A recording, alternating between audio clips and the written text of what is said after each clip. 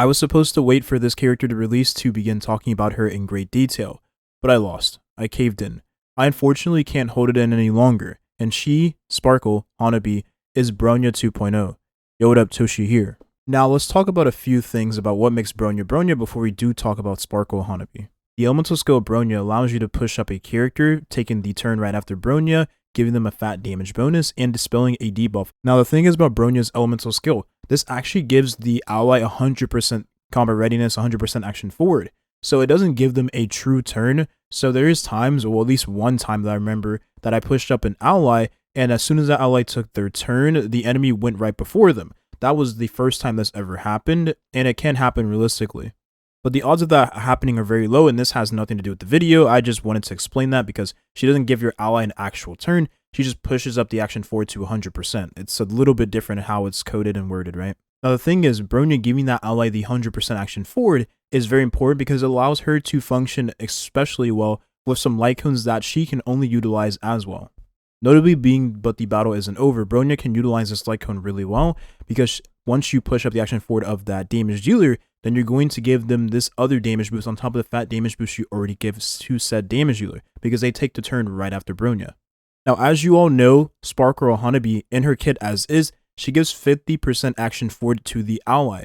Therefore, she does not have a true turn given to the damage dealer just like Bronya does.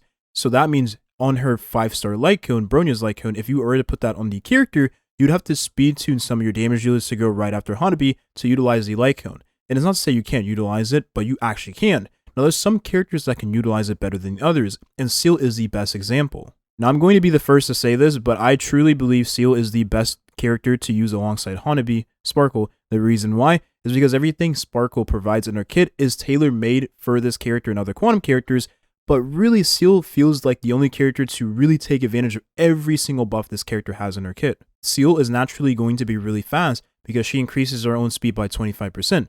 So there's going to be more times than not that you're going to be in the turn order and you're going to be going right after Hanabi. Now, one of the things about Seele is that whenever she uses a basic attack, she pushes up her action forward by 20%.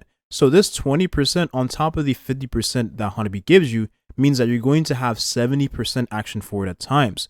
Again, you can use basic attacks on Seele when you don't need to use the elemental skill, because on the off turns I use elemental skill, then I use a basic attack when I don't need to refresh the elemental skill uptime. So for Seele, since Hanabi is giving 50% on top of the 20% action forward you will have on the character, you're able to utilize past and future on Hanabi for your Seele. Because again, more often than not, you're going to meet the criteria for having that damage boost because you most likely will be going right after your Hanabi.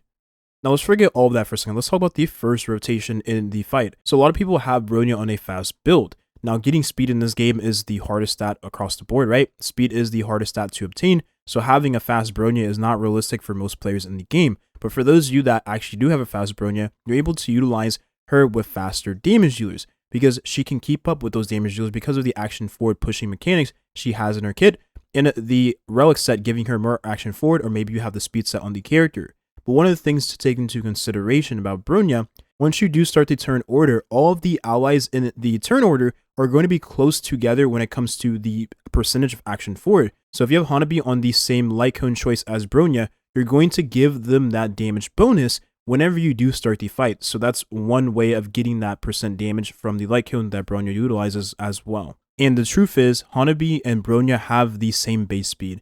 I believe Hanabi has 100, Bronya has 99. It is literally the same base speed. So the same stats you have on your Bronya would just carry over to your Hanabi. It wouldn't be any different. So after Seele uses an elemental skill, she's still going to be slower than my Bronya after the first elemental skill. But once she uses another elemental skill, she's going to be faster than my Bronya and my Hanabi. So since Hanabi is a character that does not have a 100% chance to crit on the basic attack, doesn't have any max HP scalings on her basic attack, and doesn't deal any damage with her elemental skill or ultimate, she's not going to take advantage of a DPS oriented build. You can utilize Eagle the Twilight Line, which allows you to push up your action forward by 25%, which is very valuable if you're trying to keep up with your damage dealer, right? Characters like Seele that move really, really fast. And since she's a character that wants to spam her ultimate, remember, because her ultimate gives skill points to the team, and for skill point hungry damage dealers, you want to make sure you always give them skill points. This is going to be very valuable in the character because you get your ult faster, and you will be getting your ult faster anyways because her energy cost isn't as high as some other characters. The 2-piece speed is also valuable in the character because it allows you to get the higher speed threshold much more easily, right? This is free speed. Free speed is always nice because it is the hardest stat to obtain in the game. Not even counting the 4-piece effect to give speed to all allies, and the 4-piece giving speed to the whole team is pretty valuable, but for some characters, you're going to make them a little too fast, and in the grand scheme of things, it may not matter anyways, so just go for the 4-piece, why not? Take this with a grain of salt, but this is Hanabi as is. She could have a kit change, she could have a complete rework. None of us know what she's going to end up as when she does release. All we do know is what she is as right now, and therefore, this is why I'm making this video, because she is literally a Bronya 2.0. Now, there is one sad truth about using Hanabi with Bailu. It's not optimal, because Bailu does not have a cleanse, and you can use Bronya with Bailu because Bronya has a cleanse, and these two characters work really well in hyper carry together, because you're going to be cleansing the damage dealer. Well, Hanabi is not able to cleanse a damage dealer, and Bailu can't cleanse at all. So this is going to be the first anti-synergy we've had in quite a while. Considering Hanabi already gives damage boosts to the whole team, even further damage boosts with Planetary Rendezvous isn't going to be such a bad idea, because she already gives a ton of crit damage to the team, and just like Bronya gives a ton of fat damage bonuses, why not give even more with the Planetary Rendezvous? But this is if you don't want to worry about the headache of speed tuning, you don't want to worry about the headache of actually having to play the game manually. Because if you are using Hanabi alongside your Seele, you're probably going to want to play the game manually just so you can keep the uptime on the buffs the character provides and the light cone buff as well, right? But the battle isn't over, and the 4-star version of that, it's not the Unreachable, that's a different light cone. I don't remember the 4-star name of it, the 4-star version of Bronya's light cone. And for Seele, Hanabi is literally going to be a direct upgrade because everything Bronya already does for the team, Hanabi is just going to do better. And on top of that, you're getting the same light cone options to be utilized on your Hanabi for Seele, which is very, very nice. And considering Seele is one of the only characters that can utilize those light cone choices, because again, she pushes up her own action forward, and she has high speed, so she can keep up in the turn order with your Hanabi. That solidifies the point even more of Hanabi being a 2.0 version of Bronya. Oh, and Fu Xuan doesn't really care about speed. I've said this since day one of her arrival, and that's because her buffs are dependent on her own turns. So whether or not you have this character fast to keep up with your damage deal doesn't matter in the grand scheme of things, because now we finally have a character in the team party that is going to provide skill points for the team. So it's not even like this character needs to generate skill points anymore, right? The only character that needs to keep up is Silverwolf, because you're going to refresh those buffs on different enemies, and you want to make sure that you can put those debuffs on those enemies, right? Because your Seele is going to be killing enemies faster, therefore you need to keep up with Silverwolf, and she can take advantage of all the same buffs that Hanabi provides for the team, because she's going to be built on a DPS-oriented build as well.